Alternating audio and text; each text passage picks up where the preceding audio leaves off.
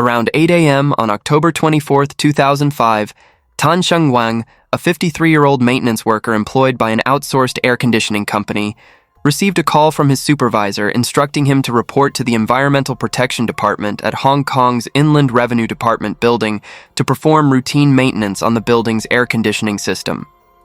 After hanging up, he immediately gathered his familiar toolbox and hurried on his way. Around 9 a.m., he arrived at the building, took the elevator up to the 33rd floor where the Environmental Protection Department offices were located, met up with two colleagues, and together they began inspecting and servicing the equipment.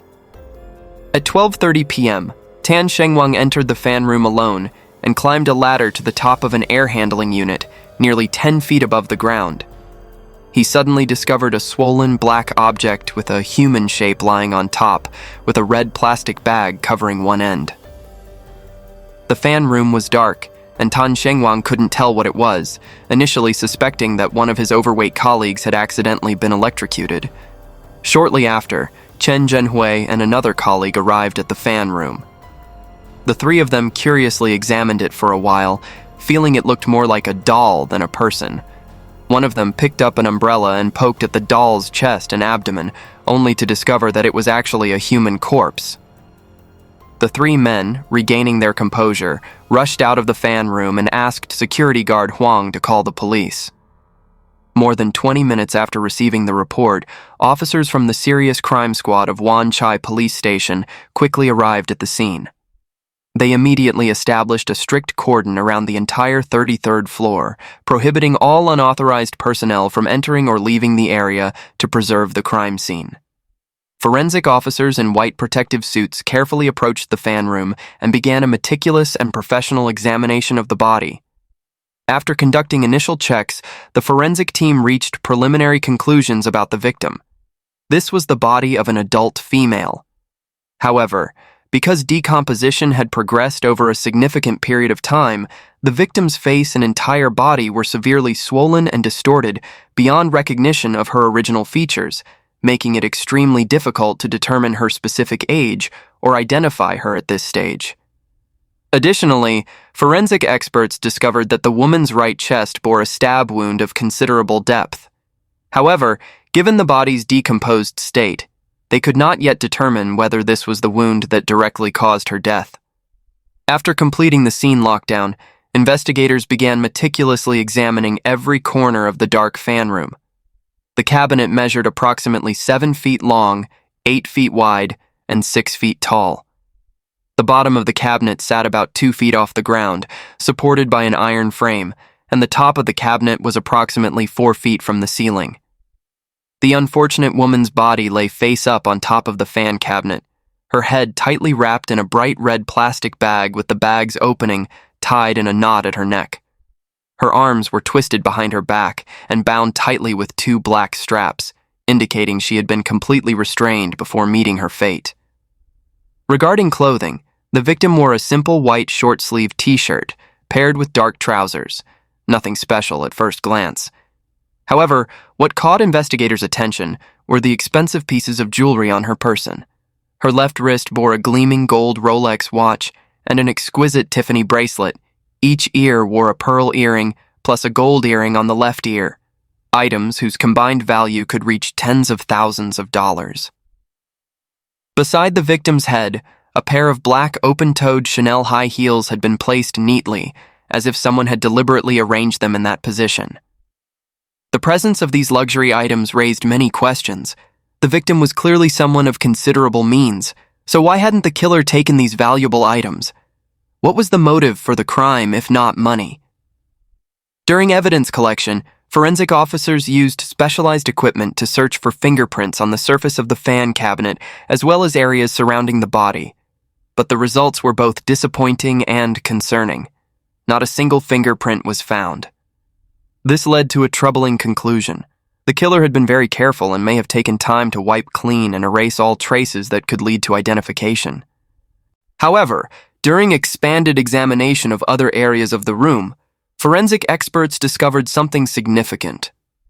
On the insulation cotton wrapped around the fan cabinet, on the surface of the room's door, and especially on the door handle, they found several dried bloodstains that had turned dark brown.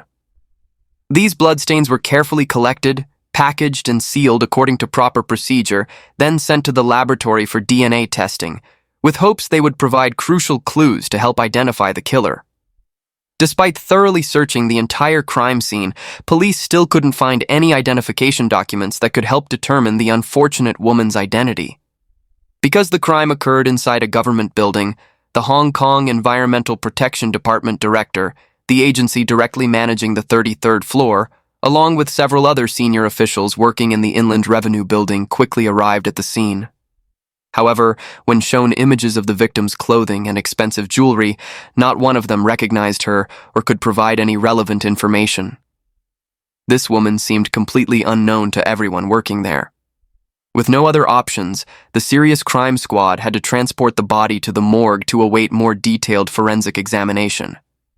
Simultaneously, investigators went to the building's security office to collect all surveillance footage from the camera system over the past several months, including footage from all entrances and exits, as well as the area surrounding where the body was found.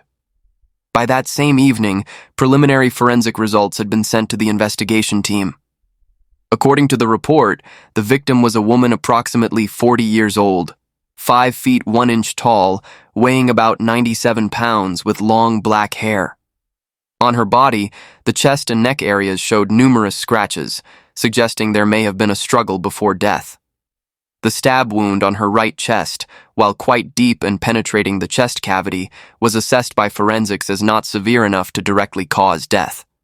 Notably, toxicology test results detected anesthetic components in the victim's body, leading forensics to theorize that she had been drugged unconscious by someone before dying of asphyxiation. However, the exact cause of death still required a complete independent report before conclusions could be drawn. Another discovery particularly concerned investigators. Although the victim was still fully clothed, her private area showed traces of cleaning solution, making it impossible to collect biological samples from another person. This raised the question of whether the killer had deliberately erased evidence of sexual assault. But given the current state of things, police had no way to verify this. Nevertheless, combining everything collected, one thing was clear. This was definitely a premeditated murder. So who was the victim, really? Why had the killer placed the body in Hong Kong's Inland Revenue Building? That very evening, the discovery of a mysterious woman's body inside the Inland Revenue Building became breaking news on all major Hong Kong television stations. Images of the cordoned-off government building along with the scant information about the victim were broadcast everywhere, capturing the attention of millions. And surprisingly, not long after the news aired, the police hotline received an important call. On the other end was Ms. May Peek Chen, the Thai Vice Consul General in Hong Kong. She reported that while watching the news, she noticed the characteristics described about the unfortunate woman matched suspiciously well with Cheritar Kamal Noranath, Chinese name Xie Liping, a Thai-Chinese businesswoman who had been reported missing more than 10 days earlier. According to information provided by Ms. May Peek Chen, on October 13th, Liping's boyfriend Muller, an Australian photographer, had come to the Thai consulate in an extremely worried state seeking help, while also reporting the matter to Hong Kong police. Immediately, Serious Crime Squad members verified the information and discovered that Liping's disappearance had indeed been recorded in the system. Records showed that after receiving the missing person report, patrol officers had been dispatched with her photo to inquire throughout areas she frequented, but for over a week they hadn't received any news. However, through checking immigration records, one thing was certain. Liping had never left Hong Kong since arriving there. The next day, Muller went to the morgue to identify the body, basically confirming that the victim was indeed Liping. That evening, Liping's younger sister Xie Liping also flew from the United States to Hong Kong to assist with the investigation. After DNA comparison, it was finally confirmed that the woman's body in the Inland Revenue Building was indeed the previously missing Thai-Chinese woman, Liping. Police immediately conducted interviews with her relatives and boyfriend, quickly obtaining information about Liping's personal details and social relationships. Xie Liping, then 40 years old, was originally from Chaozhou, Guangdong, but born in Thailand. She was the eldest daughter in her family. Her father had mined gemstones in Thailand and Myanmar when young, later expanding to Madagascar, where he operated a large diamond mine. Through this, the Xie family accumulated enormous wealth and was once one of Thailand's leading jewelry business families. Liping's parents had 2 daughters, with younger sister Xie Liping 1 year younger. They had enjoyed a luxurious life from childhood. During her university years, Xie Liping studied abroad in the United States, becoming fluent in English, Thai, and Mandarin, with basic knowledge of Cantonese as well. After graduation, she returned to Bangkok to help her father manage the business, appearing to outsiders as a wealthy young lady of the upper class. Many thought she would pursue the path of a strong businesswoman, but in reality she married at 23. In 1988, Liping married Lek, who was 5 years her senior. After marriage, the couple's relationship was very good, with only one regret: they could never have children. Liping suffered multiple miscarriages and her health never recovered. Cracks began appearing in their marriage.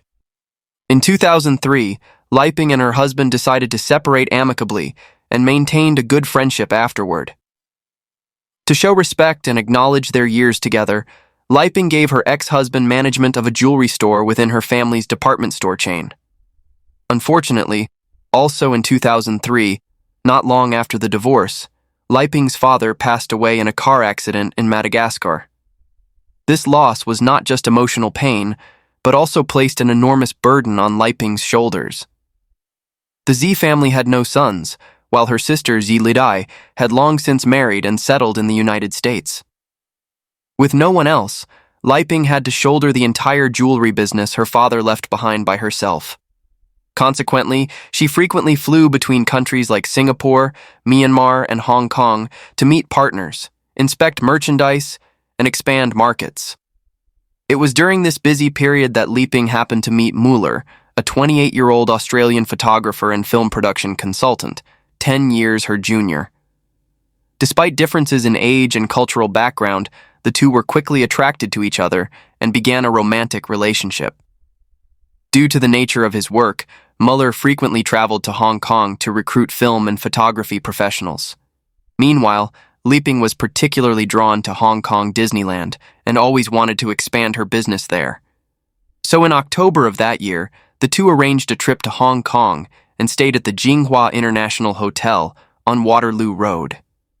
Liping's younger sister, Xie Liping, though married and settled far away in America, remained as close to her sister as when they lived together. Despite being half a world apart, they called each other about every 2 days. So the first thing Liping did upon checking into the Hong Kong hotel was hurriedly pick up the phone to call her sister. She excitedly shared her itinerary for the coming days. The first 2 days would focus on handling some business matters. Then she would spend all of October 13th at the newly opened Hong Kong Disneyland before flying back to Bangkok on the 14th. Early on the morning of October 11th, Mueller had to go out for his film project. He called Liping to ask her to stop by the Film Services Coordination Office under the Television and Entertainment Licensing Authority on the 40th floor of Hong Kong's Inland Revenue Building to pick up a book about film production for him. Liping happily agreed, as she also had business at the building. She planned to go to the 9th floor to inquire about procedures and regulations regarding opening a jewelry store in Hong Kong. However, when she arrived, Liping was surprised to discover it was Chung Yung Festival, and all offices were closed for the holiday with no one working. With no other choice, she returned to the hotel and decided to come back the next day. At noon on October 12th, Muller was still at work. Xie Liping texted her ex-husband Lek saying, "I still can't let go." However, Lek didn't see the message. At 2 p.m., Liping called Muller, her voice cheerful as she announced she would go shopping in Tsim Sha Tsui and would pick up the book he needed along the way. After speaking, she grabbed her bag, left the hotel on Waterloo Road, took the hotel shuttle to Tsim Sha Tsui Star Ferry Pier, then took the ferry to Wan Chai. This was the last time Liping was seen alive. That evening, Liping called her sister as usual but couldn't get through. Liping's phone was completely turned off. Feeling uneasy, she immediately called Muller to ask about the situation. However, Muller was equally confused, having no idea where his girlfriend had gone or why her phone was off. By the morning of October 13th, After Liping hadn't returned to the hotel all night and her phone remained off, Mueller began to seriously worry. He personally went to the Inland Revenue building to search, hoping to find her there, but came up empty. Not knowing what else to do, he decided to go to the Thai consulate in Hong Kong for assistance, while also officially reporting the matter to police. As for Lee Dai, after learning her sister was missing, she called her former brother-in-law, Ah Lek, to inform him of the situation. She told him that if her sister still hadn't appeared by the next day, she hoped he could fly to Hong Kong to help with the search. On October 16th, nearly 4 days after the disappearance, Xie Liping still hadn't been found. Her ex-husband, Ah Lek, flew to Hong Kong to help search and met Mueller for the first time. Notably, it was only after arriving in Hong Kong that Ah Lek discovered he had an unread message from Liping, which she had sent at noon on the 12th. This was actually quite puzzling. Liping and her young boyfriend Mueller should have been in the passionate stage of their romance, so why would she say such things to her ex-husband? And what puzzled police was, what exactly was the killer's motive? If it was a sexual assault, although Xie Liping was neatly dressed with a proper appearance and had many scratches on her chest, it was hard to imagine anyone daring to do this in a government office building. If it was robbery, why weren't all her valuable jewelry, watch, and bracelet taken? As for revenge, Xie Liping wasn't a Hong Kong resident. Who could she have grudges against? Or was it a crime of passion? Was it related to her young boyfriend Mueller? And what about ex-husband Ah Lek? Though he had an alibi, could he have hired a hitman? After carefully considering various factors, police decided to rule out the theory of a passion-motivated murder. The reasoning was simple. If this were a murder stemming from jealousy or romantic conflict, the killer typically would never leave the body in such a crowded public place as a government building where hundreds of people came and went daily. Instead, passion killers tend to cover up their crimes by staging false scenes, such as taking valuable items from the victim to make it look like a robbery murder. However, police quickly obtained an important piece of evidence that could help direct the investigation. Through their review, they determined that the only item Liping lost that day was the handbag she carried when leaving the hotel. Inside the bag were her passport, a diamond ring, 2 mobile phones, some cash, and a credit card. Notably, in the early morning hours of October 14th, someone had used this very credit card at an ATM inside the Tai Wo Estate shopping center in the Tai Po area. This person had tried to withdraw 20,000 Hong Kong dollars, approximately 2,500 US dollars, but after entering the wrong PIN 4 consecutive times, the ATM swallowed and retained the card. Parallel to tracing the credit card, police also conducted a thorough review of everyone who had entered and exited the Inland Revenue building in the 10 days before the body was discovered. Under normal regulations, the fan room was deep within the office area and tightly controlled. Not just anyone could freely come and go. However, since early October, the building had been undergoing repairs and maintenance, causing workers from outsourced companies to frequently enter and exit. Moreover, the fan room was located quite close to the elevator.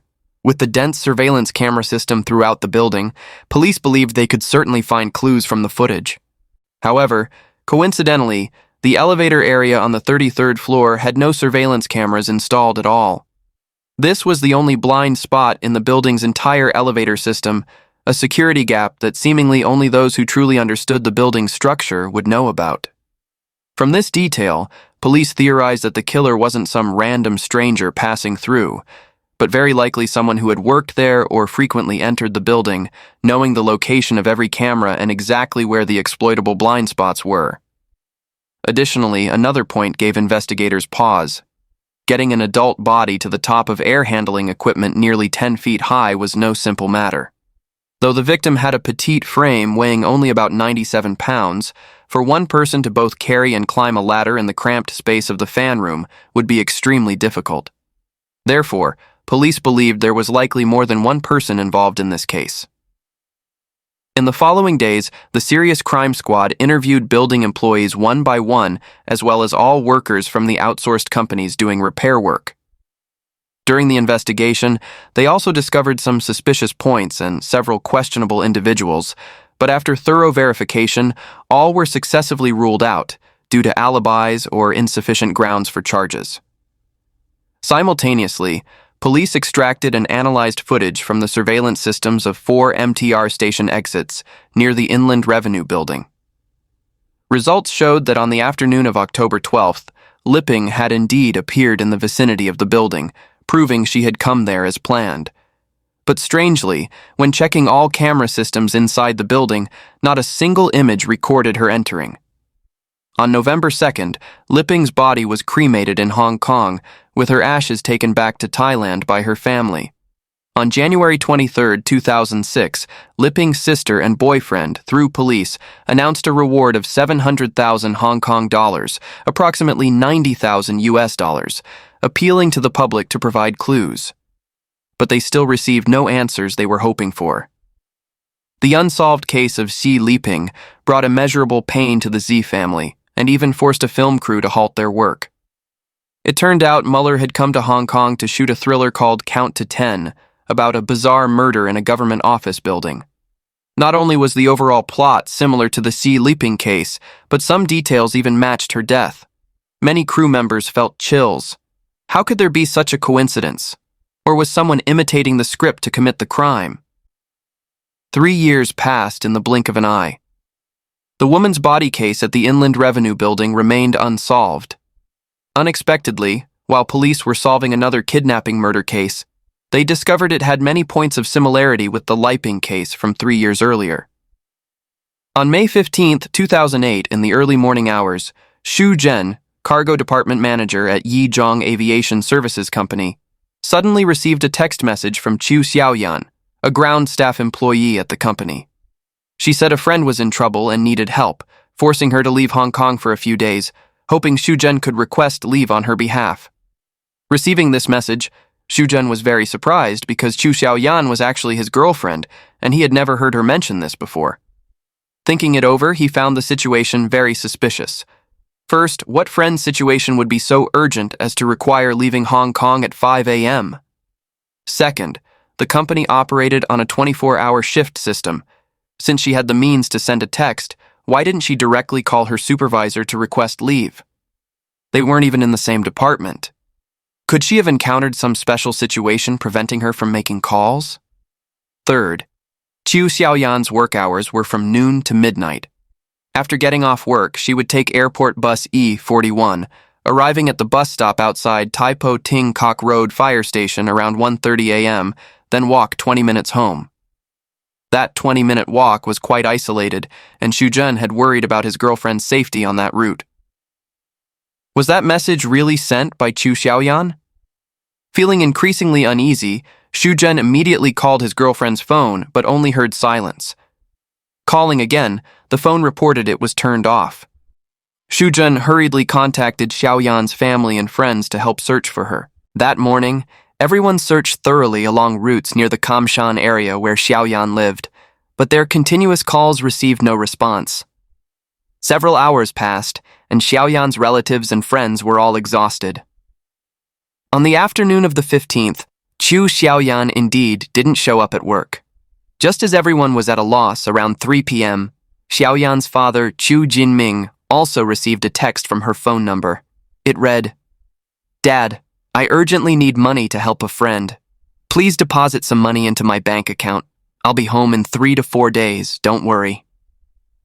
This message convinced everyone present that Xiaoyan had been kidnapped. Mr. Q and Xu Zhen immediately went to the police station to report. However, since Xiaoyan had been missing less than 24 hours and there were no signs of danger, police only filed a report and transferred it to the missing persons investigation team the next morning. When detectives went to the airport and briefly questioned Xu Zhen, they found nothing suspicious, assuming she had argued with her parents or boyfriend or was simply irritable from work fatigue and paid little attention. The Chu family and Xu Zhen both knew that opening a case required evidence, so they decided to first do what they could. On the morning of May 17th, Chu Xiaoyan's mother and Xu Zhen went to the bank to check her daughter's account.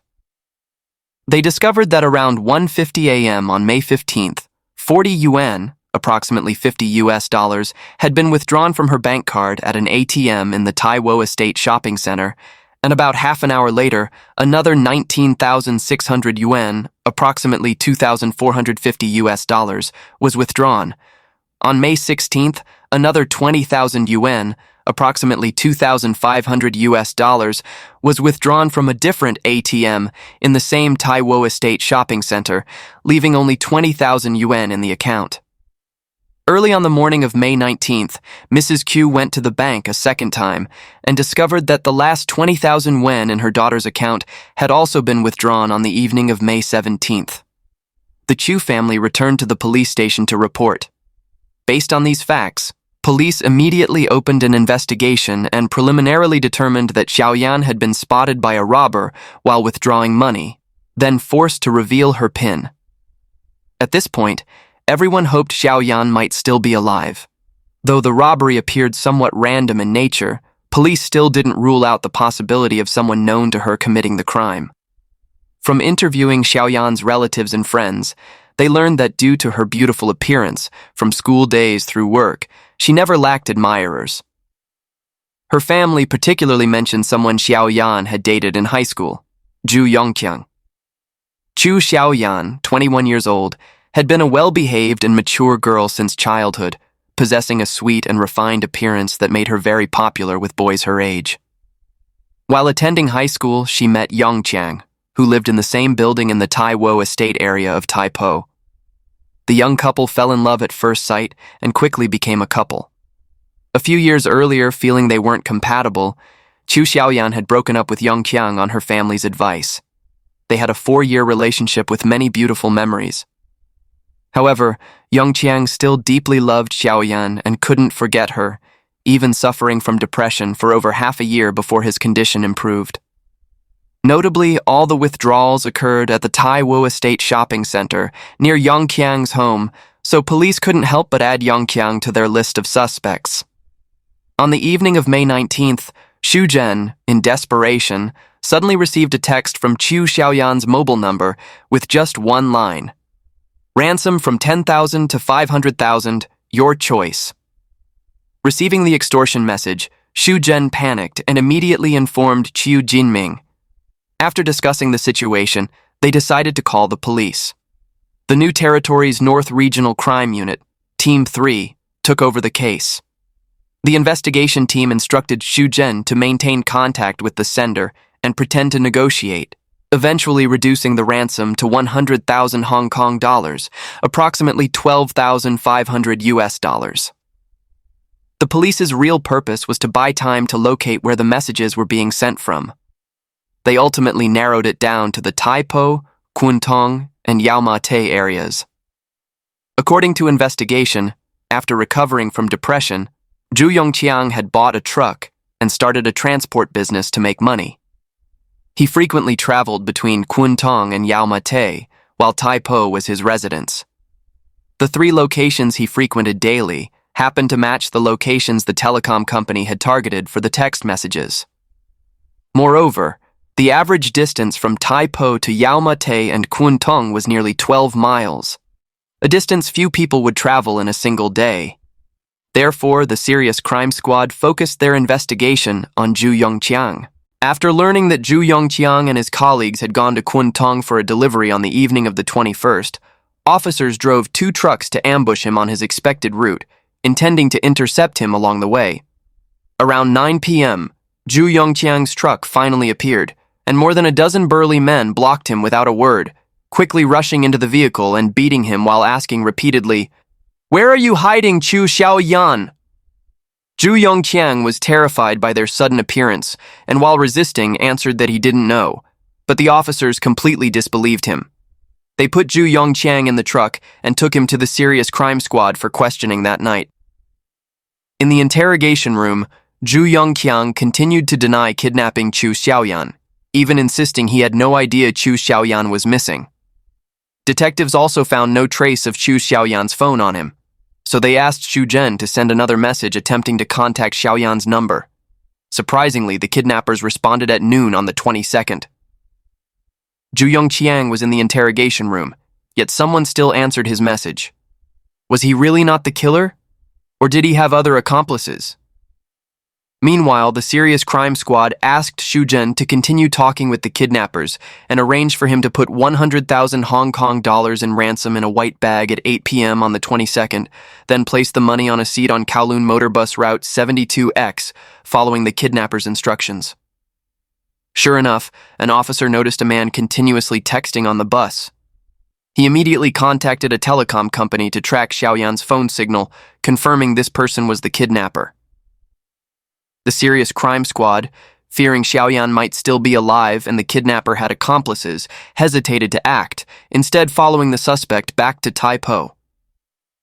At 9:50 p.m., the suspect entered apartment number 1 of Ju Ho House in Tai Wo Estate, Tai Po, carrying a bag. Seeing the opportunity, Superintendent Kong Sai-chung ordered the arrest. Detectives burst into the apartment, quickly apprehending 4 people inside. A phone containing Xiaoyan's SIM card was found on one of them, along with a bag of marked ransom money worth 100,000 Hong Kong dollars and several items suspected to belong to Xiaoyan in the bedroom. Police then detained 5 men and 1 woman, but quickly confirmed their innocence and released them on the spot. At 4 a.m. on the 23rd, the 4 people arrested earlier were taken to the Tai Po Regional Crime Unit for questioning. At 5:30 a.m., one of the men, named Su Jintang, confessed to killing Chu Xiaoyan, while the other 3, unrelated to the case, were also released. Jintang was 25 years old at the time. He had dropped out before finishing high school and entered the workforce, having worked as an air conditioning repair technician. He had 4 siblings and lived with his parents, who ran a fish fillet shop in Sam Mun Sai, residing in Koi Hop House in the Tai Wo residential area. Su Jintang was a gloomy and reclusive man. As an addicted gambler years earlier, he had accumulated over 100,000 yuan, approximately $12,500 in high-interest debt in Macau, money his family and friends had to scrape together bit by bit to repay. Besides gambling, Su Jintang also lived recklessly. A few months before, he had borrowed 70,000 yuan, approximately $8,750, from a loan company, saying he planned to study abroad in Taiwan, but ultimately squandered it all on eating, drinking, and partying with a large group of friends. In April 2008, the loan company began demanding repayment. As a gambler who always lost, he couldn't repay and conceived the idea of killing and robbing. 10 days before committing the crime, he had carefully searched for a location to dispose of a body, finally choosing the Lam Tsuen River irrigation channel as his hiding place. Because the water level in the channel was very shallow, usually only about 1 inch, bodies would be unlikely to drift elsewhere, and the location was relatively remote with few visitors. Around 1:30 a.m. on May 15th, Jintang held a sharp knife, searching for a woman walking home alone late at night at the Tai Wo Estate shopping center. He spotted Chu Xiaoyan holding an LV bag, withdrawing money from an ATM, and followed her to an isolated spot. Seeing no one around, he immediately rushed forward, grabbed Chu Xiaoyan's neck, and forced her under a nearby overpass near an irrigation channel, threatening her to reveal her bank card PIN, promising to spare her life if she complied. Chu Xiaoyan didn't dare resist and, to save her own life, blurted out the PIN. However, Su Jintang had no intention of letting her go. So when Xiaoyan finished giving the password, before he could even verify if it was correct, she was strangled to death. The entire process lasted only a few minutes. Afterward, Jintang hurriedly hid Chu Xiaoyan's body in a pile of straw, took her bank card, and withdrew 19,600 yuan. He returned home, got cleaning supplies, then went back to the crime scene and dragged the body into the drainage system. Because Chu Xiaoyan had struggled while being strangled, Su Jintang had left a large amount of biological traces on her neck. Additionally, Chu Xiaoyan had scratched him, leaving his skin under her fingernails. Su Jintang cautiously feared police would trace the clues back to him, so he decided to thoroughly clean Chu Xiaoyan's entire body. Then he dragged the body into the irrigation channel and threw the LV bag, gaming device, mobile phone, phone battery, and murder weapon into the Lam Tsuen River. Due to the bank card's daily withdrawal limit, he couldn't withdraw all the money in the account at once. So Jintang thought of using Xiaoyan's SIM card to text Shuzhen and Mr. Chu, buying himself more time. However, instead of paying off his debts, He invited a group of friends to the Mongkok shopping center to shop, drink, and sing karaoke, squandering all the stolen money in less than 4 days. On May 19th, the loan company came to collect from Su Jintang again, and only then did he remember the debt. At this point, police and the Chu family still hadn't found Xiaoyan's body. Jintang also assumed the Chu family hadn't reported to police, so he used Xiaoyan's SIM card to demand ransom. After explaining the situation, police led Su Jintang to the body disposal site and found Chu Xiaoyan's body. At this point, the case was essentially solved. Yong Qiang, Xiaoyan's ex-boyfriend who had been detained earlier, was also released. However, during the investigation, detectives discovered that this case had many similarities to the Xie Liping case from 3 years earlier at the tax building. First, after Liping's disappearance, someone had also used her credit card to withdraw money from ATMs at the Tai Wo Estate shopping center. Chu Xiaoyan's bank card was also used to withdraw cash from those same ATMs. Second, forensic results at the time showed traces of cleaning solution used on Xie Liping's body, a procedure Su Jintang had also performed after killing Chu Xiaoyan. Third, the locations where bodies were found in both murders were not remote places. The killer had no intention of making the bodies disappear forever. Moreover, the bold and meticulously planned nature of the crime against Chu Xiaoyan suggested Su Jintang was not a first-time offender.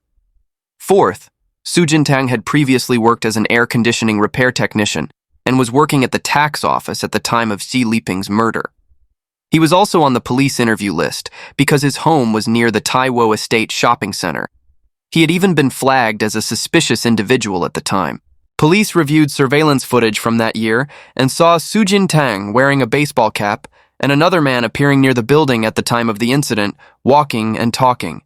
This person was very likely his accomplice. In the new round of interrogation, Jintang adamantly refused to admit to killing Liping. Police had to start with the other man in the footage.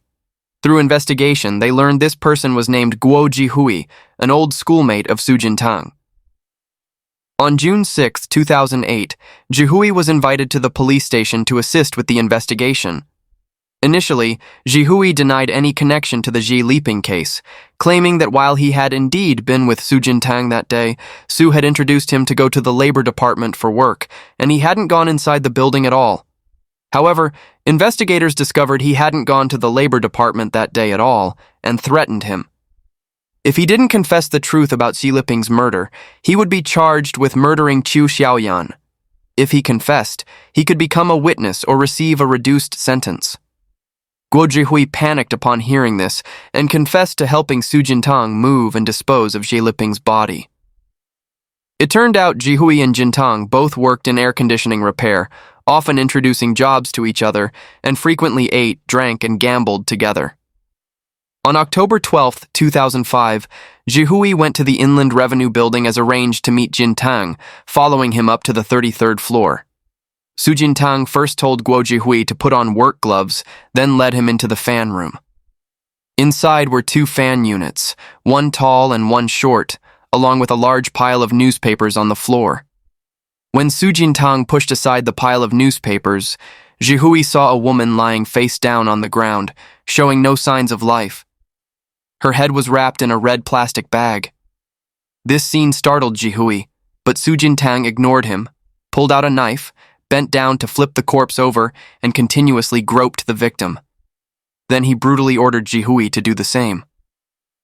Guo Jihui said he initially hesitated, but seeing the gleaming knife, he reluctantly complied. Next, Su Jintang took out cleaning solution and applied it to the woman's body.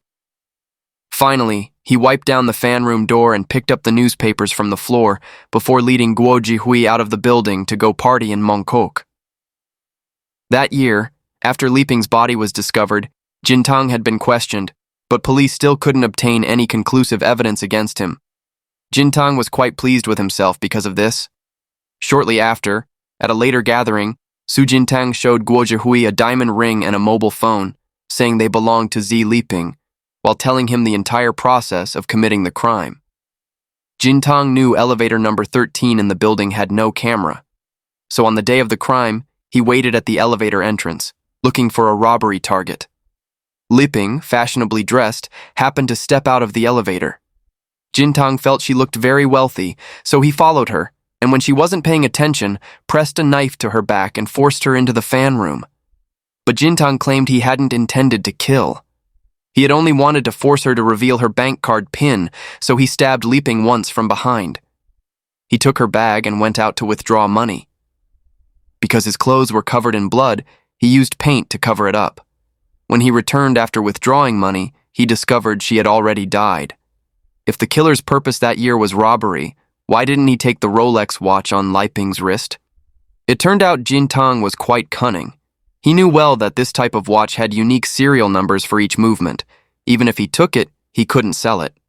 So he just left the watch at the scene, creating difficulties for police during the investigation. The pearl earrings were expensive but had no resale value. He thought the Tiffany bracelet was fake. He didn't recognize the Chanel sandals, and even if he had, they would have been hard to sell. No one could have imagined that such an unbelievable case could occur inside Hong Kong's Inland Revenue Building, a government office building. After obtaining these confessions, police continued to charge Su Jintang and brought Guo Jihui in as a prosecution witness. Prosecutors promised that if he testified truthfully against Su Jintang in court, charges of body concealment and corpse desecration would be dropped. Subsequently, the Serious Crime Investigation Team found a mobile phone believed to be Xie Liping's and a knife at Su Jintang's home. After comparison, forensic experts confirmed the knife matched the deep stab wound on Xie Liping's right back that penetrated the chest cavity. It was indeed the murder weapon. On March 17, 2009, the Xiaoyan case went to trial. After 2 weeks of proceedings, the court found Jintang guilty of murder and sentenced him to life imprisonment. Additionally, for the extortion charge, he received 5 years and 4 months, to run concurrently with the murder sentence. In March 2010, the Liping case was tried at the High Court. At the trial, not only were Xie Liping and other Xie family members present, but the family of victim Chu Xiaoyan also attended. However, Su Jintang, knowing that Guo Jihui had become a prosecution witness, adopted a strategy of not testifying, remaining silent throughout the trial, and coldly staring at the family members section. On March 3rd, forensic experts presented their findings, confirming that the murder weapon found in Su Jintang's home matched Xie Liping's wound and indicating that Xie Liping may have died of asphyxiation after losing consciousness. On March 4th, witness Guo Jihui testified against Su Jintang. On March 8th, both prosecution and defense presented their final arguments. Su Jintang's lawyer pointed out that many details in Guo Jihui's testimony were unclear and contradictory, raising doubts about its authenticity. On March 9th, after 3 hours of deliberation, the jury unanimously found Su Jintang guilty of murdering Xie Liping and sentenced him to life imprisonment. After the trial concluded, Chu Xiaoyan's father, Chu Jinming, was furious, accusing police of incompetence. He believed that if the killer had been caught when the Liping case occurred, his daughter would not have died unjustly, and that police had suspected Su Jintang but easily let him go. This case serves as a wake-up call about the need to always stay vigilant when alone in unfamiliar places. Whether in a fancy office building or a crowded neighborhood, danger can lurk anywhere. Always inform loved ones about your travel plans and avoid going alone to isolated areas or places out of sight. And that's today's case. Thank you for watching, and see you in the next video.